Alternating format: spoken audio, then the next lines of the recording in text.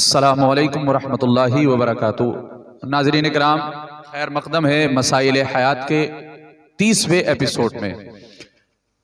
30واں episode ہے مفتی صاحب یہ۔ امید کرتے ہیں کہ آپ لوگ خیریت سے ہوں گے، بہت اچھے ہوں گے۔ 2 سوال آج کے اس ایپیسوڈ میں آج ہم کرنے والے ہیں آپ سے۔ نہایت ہی اچھے اور عمدہ سوال ہیں یہ، ہمارے بھائیوں کے کچھ سوالات ہیں جو واٹس ایپ کے ذریعے یا کسی ذریعے سے کرتے ہیں۔ تو وہ 2 سوال کیا ہیں وہ ہم پہلے آپ کو بتا دیتے ہیں۔ بینکوں میں پیسہ جمع کرنے کے بعد جو زیادتی کے ساتھ ملتا ہے تو کیا وہ پیسہ لینا جائز ہے؟ اور دوسرا سوال ناظرین یہ ہے، کاروبار کے لیے قرضہ لینا کیسا ہے جبکہ زیادتی کے ساتھ جمع کرنا پڑتا ہو؟ تو آئیے چلتے ہیں مفتی صاحب کی بارگاہ میں تاکہ ویڈیو بھی شارٹ رہے اور اچھی رہے۔ بینکوں میں پہلا سوال یہ ہے مفتی صاحب، بینکوں میں پیسہ جمع کرنے کے بعد جو زیادتی کے ساتھ ملتا ہے تو وہ پیسہ لینا جائز ہے یا نہیں، بیان فرمائیں۔ السلام علیکم ورحمۃ اللہ تعالی وبرکاتہ۔ لک الحمد یا اللہ والصلاة والسلام علیک یا سیدی یا رسول اللہ صلی اللہ تعالی علیہ وسلم۔ ماشاءاللہ بہت اچھا سوال کیا گیا، اور عام طور پر مفتی صاحب دور حاضر میں اپنے پاس پیسہ رکھنا تو یہ بہت ہی دشوار کن امر ہے، کیونکہ اپنے پاس پیسہ رکھ کر کے حکومت کی نظر میں بھی ہم چور کہلائے جا سکتے ہیں، اور دوسری چیز ہم جو ہے دوسرے لوگوں کے نشانے پر بھی ہو سکتے ہیں، کیونکہ ہم کو لوٹا جا سکتا ہے، پیسہ چھینا جا سکتا ہے، بہت ساری صورتیں ہوتی ہیں۔ تو اس لیے لوگ اپنے پیسے کو محفوظ کرنے کے لیے بینکوں کے اندر جمع کرتے ہیں، اور ہندوستان کے اندر ہی نہیں بلکہ ہر جگہ پر یہ ہوتا ہے کہ جب پیسہ جمع کیا جاتا ہے بینک میں تو سال میں 3 مہینے میں 6 مہینے میں بینکیں جو ہے اس پر کچھ اضافی پیسہ، ایکسٹرا پیسہ دیتی ہیں، اس پیسے پر جو جمع کیا ہوا رقم ہوتی ہے اس پر۔ تو جیسا کہ پچھلی ویڈیو میں، پچھلے ایپیسوڈ میں ہم نے بتایا تھا کہ سود کا تحقق مومن کے درمیان ہوتا ہے، مومن اور کافر کے درمیان سود کا تحقق نہیں ہوتا ہے۔ اب چونکہ ہندوستان کے اندر تو تمام بینکیں غیر مسلموں کی ہی ہیں، مسلمانوں کی نہیں ہیں، تو یہاں پر جو پیسہ ہم جمع کیا جاتا ہے بینکوں کے اندر، اور پھر اس پیسے پر جو ہم کو زیادتی کے ساتھ ملتا ہے، جو نفع ملتا ہے 3 مہینے میں 6 مہینے میں، جو بینک کی پالیسی ہوتی ہے الگ الگ، جو اس کے نظام ہوتا ہے بینک کا، اس اعتبار سے پیسہ جو زیادتی کے ساتھ میں ملتا ہے وہ علماء اکرام نے اس چیز کو جائز قرار دیا ہے، چونکہ وہ پیسہ ہمارا محفوظ جگہ پر ہے، اور وہ پیسہ جو زیادتی کے ساتھ میں مل رہا ہے وہ کفار کی جانب سے مل رہا ہے اور ان کی اجازت سے مل رہا ہے، دھوکے بازی نہیں ہے،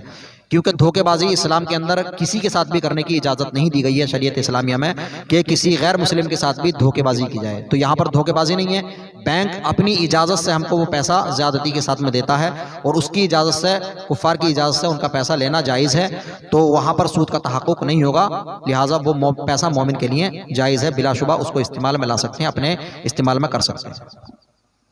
ماشاءاللہ بہت اچھا جواب مفتی صاحب نے عنایت فرمایا۔ تو اب کرتے ہیں آخری سوال۔ مفتی صاحب یہ بہت اچھا سوال ہے، اور ہمارے بھائیوں نے، کئی بھائیوں نے یہ کئی بار معلوم بھی کیا ہے، تو اس کا جواب آپ عنایت فرما دیں کہ کاروبار کے لیے قرض لینا کیسا ہے جبکہ زیادتی کے ساتھ، زیادتی مطلب سود کے ساتھ جمع کرنا پڑے، اس کا جواب عنایت فرمائیں۔ ماشاءاللہ بہت اچھا سوال کیا ہے، اور مومن کا پیسہ شریعت اسلامیہ کے اندر ہمیشہ محفوظ کرنے کا کہا گیا ہے کہ ہمیشہ مومن کا پیسہ محفوظ جگہ پر رہے اور اس کی حفاظت رہے، اور ہمیشہ شریعت اسلامیہ اپنے ماننے والوں کو، اپنے فالو کرنے والوں کو ہمیشہ نقصان کی طرف نہیں بلکہ فائدے کی طرف ہی لے کر کے جاتی ہے شریعت اسلامیہ جو ہے۔ اب رہا مسئلہ یہ کہ بینکوں سے سود کے لیے، سود کے ساتھ میں جو پیسہ جمع کرنا پڑتا ہے قرض لے کر کے، تو وہ قرض لینا اور سود کے ساتھ میں جمع کرنا جائز ہے کہ نہیں؟ تو بلا وجہ جو سود لیتے ہیں، جو قرض لیتے ہیں اور پھر سود کے ساتھ میں جمع کرنا پڑتا ہے، تو شریعت اسلامیہ اس چیز کی اجازت نہیں دیتی ہے کہ بغیر کسی وجہ کے، بغیر کسی ضرورت شرعی کے کوئی پیسہ ادھار لے کر کے زیادتی کے ساتھ میں جمع کرے۔ ہاں ایک صورت ہے کہ کاروبار کے لیے، چونکہ پیسہ جب بڑا کاروبار کوئی کرتا ہے تو اگر بینک سے سود قرض نہ لیا جائے، بینک سے قرض لیے بغیر اگر کوئی بڑا کاروبار شروع کر دیا جائے تو پھر اس پہ جو ہے انکم ٹیکس والوں کی ریٹ پڑ جاتی ہے، اور انکم ٹیکس بہت خطرناک ہوتا ہے،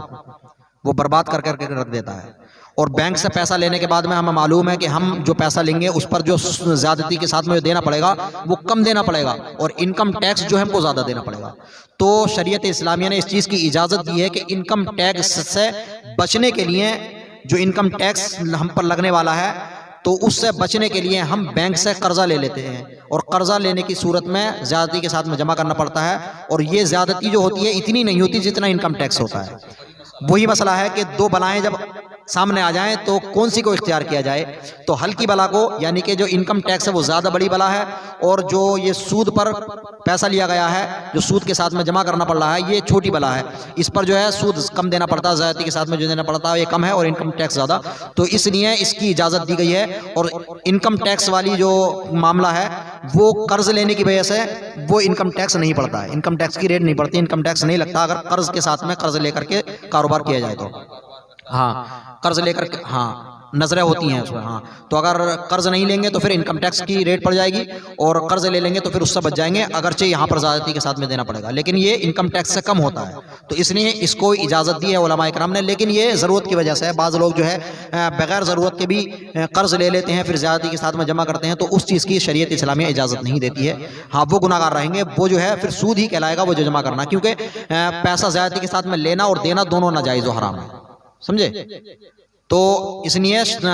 بینک سے بلا وجہ قرض نہ لیا جائے، بوقت ضرورت شرعی، مجبور شرعی میں جو ہے پیسہ قرضہ لے سکتے ہیں، اور قرضہ لے کر کے زیادتی کے ساتھ میں جو دیا جاتا ہے وہ اس کی اجازت شریعت اسلامیہ نے دی ہے، باقی بلا وجہ سود کے ساتھ میں قرض لینا جائز نہیں ہے۔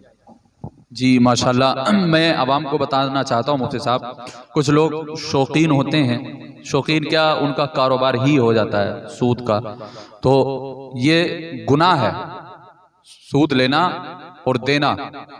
ہاں یہ جو ہے وہ گناہ ہے، اور اس کے تعلق سے بہت ساری احادیث کریمہ بھی وارد ہیں اس کی وعیدوں میں، تو امید کرتے ہیں کہ یہ ان تمام بلاؤں سے، سود وغیرہ کی بلاؤں سے آپ محفوظ رہتے ہوں گے، اور اللہ ہم سب کو محفوظ فرمائے، اور جو ہمارے بھائی اس بلا میں گرفتار ہیں اللہ ان کو ہدایت عطا فرمائے۔ تو اب ملتے ہیں اگلی ویڈیو میں، اگلے ایپیسوڈ میں، یعنی 31ویں ایپیسوڈ میں۔ جب تک کے لیے خدا حافظ، السلام علیکم ورحمۃ اللہ وبرکاتہ۔